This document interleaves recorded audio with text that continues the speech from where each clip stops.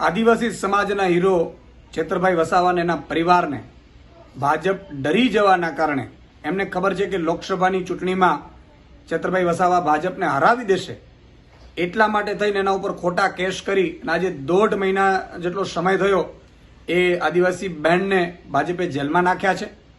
આજે છેતરભાઈ વસાવા આત્મસમર્પણ હજારોની સંખ્યામાં એના સમર્થકો આવી અને પોલીસ સ્ટેશને હાજર થયા. ખબર પડી તો છેતરભાઈ વસાવા આજે હાજર થયા છે.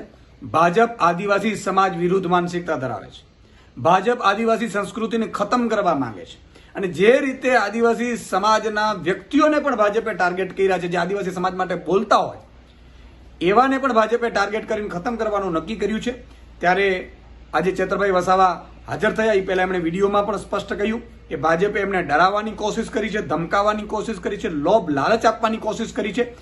જે રીતે 5 ધારાસભ્યો અત્યાર સુધી અકબંધ રહ્યા, એમાંથી એક ધારાસભ્યને ભાજપે ડરાવી ધમકાવી કે મજબૂરીનો લાભ ઉઠાવીને રાજીનામું અપાવડાવ્યું, એવી જ રીતે છેતરભાઈને પણ ભાજપ અત્યારે ખૂબ કોશિશ કરી રહ્યું છે. પણ છેતરભાઈ આદિવાસી સમાજનો હીરો છે. બિરસા મુંડા ભગવાન જે રીતે આદિવાસી સમાજ માટે લડતા હતા એવી જ રીતે છેતરભાઈ અત્યારે લડી રહ્યા છે અને એટલા માટે હજારોની સંખ્યામાં એમને સમર્થન મળ્યું છે.